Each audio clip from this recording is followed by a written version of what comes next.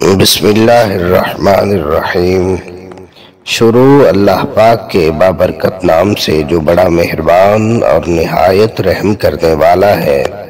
پیارے دوستو، آج آپ کے سامنے جو واقعہ بیان کرنے جا رہا ہوں، اسے اپنی کتاب احیاء العلوم میں حضرت امام غزالی رحمۃ اللہ علیہ نے ذکر کیا ہے۔ کسی جگہ ایک نہایت عبادت گزار شخص رہا کرتا تھا۔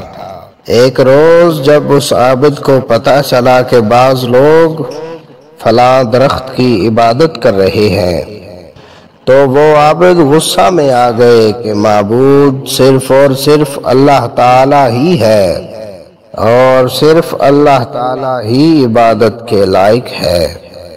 چنانچہ وہ عابد نہایت غصے میں اس درخت کو کاٹنے کے ارادے سے اس طرف کو چلا ہی تھا کہ شیطان انسانی شکل بدل کر سر راہ اس عابد سے ملا اور کہنے لگا، اگر تو نے اس درخت کو کاٹ بھی دیا تو لوگ کسی اور کی پوجا کرنے لگیں گے، لہٰذا تم اپنی عبادت میں مصروف رہو اور اس درخت کو مت کاٹو۔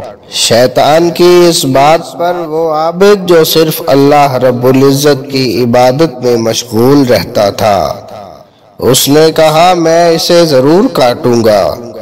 جب شیطان نے دیکھا کہ اس کی یہ تدبیر کامیاب نہ ہو سکی تو شیطان نے پھر سے اس عابد کو روکا، تو دونوں میں ہاتھا پائی شروع ہو گئی، یہاں تک کہ عابد نے شیطان کو بھاگنے پر مجبور کر دیا، مگر شیطان باز نہ آیا۔ چنانچہ شیطان نے مکاری کا ایک اور جال پھینکا اور اس عابد کو کہنے لگا کہ میری بات مانو اور اپنی عبادت میں لگے رہو، میں ہر رات 2 اشرفیاں تیرے سرہانے رکھ دیا کروں گا، تو غریب اور نادار آدمی ہے۔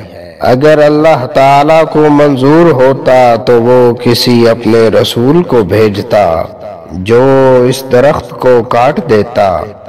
جب تو اس درخت کی خود عبادت نہیں کرتا تو تجھے اس سے کیا غرض ہے؟ عابد شیطان کے جھانسے میں آ گیا اور واپس چلا گیا۔ رات کو واقعی اسے سرہانے سے 2 اشرفیاں دستیاب ہوئیں، اسی طرح دوسری شب بھی اسے 2 اشرفیاں ملی، جبکہ تیسری شب جب وہ عابد سرہانے کی طرف گیا تو اس کے ہاتھ کچھ نہ لگا۔ اب اس عابد کو شیطان پر بہت غصہ آیا اور وہ پھر اسی درخت کو کاٹنے کے لیے باہر نکلا تو پھر سے شیطان کو مد مقابل پایا۔ چنانچہ پھر مقابلہ ہوا تو اس دفعہ شیطان غالب رہا۔ عابد نے تعجب سے دریافت کیا کہ آخر کیا وجہ ہے کہ پہلے میں تجھ پر غالب آیا اور آج تو؟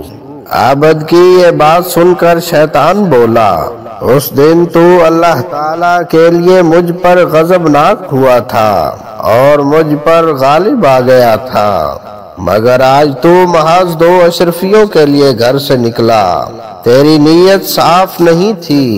آج تو صرف اپنے فائدے کے لیے گھر سے نکلا تو میں تجھ پر غالب آ گیا۔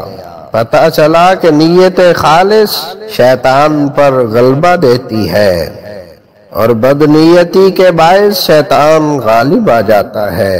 پیارے دوستو، ہمیں ہر نیک کام صرف اللہ تعالیٰ کی رضا کے لیے ہی کرنا چاہیے، کیونکہ نبی کریم صلی اللہ علیہ وسلم نے فرمایا، اعمال کا دار و مدار نیتوں پر ہے اور ہر شخص کے لیے وہی کچھ ہے جس کی وہ نیت کرے گا، لہٰذا ہمیں عمل سے بڑھ کر اس کی قبولیت کا اہتمام کرنا چاہیے، اپنی نیت پر توجہ دینی چاہیے تاکہ ہم ہر کام خالص اللہ تعالیٰ کی رضا کے لیے کر سکیں۔ اب یہاں پر ایک عالم دین کا مبارک فرمان بھی سنیے۔ حضرت شیخ معروف کرخی رحمت اللہ علیہ فرماتے ہیں، جس شخص نے ثواب کی غرض سے عمل کیا وہ تاجر ہے، اور جو دوزخ کے خوف یا جنت کی طلب میں عمل کرتا ہے وہ غلام ہے، اور جو شخص صرف اللہ تعالیٰ کی رضا اور خوشنودی کے لیے نیک کام کرتا ہے وہ حقیقتاً آزاد ہے اور یہی بلند ترین مقام ہے۔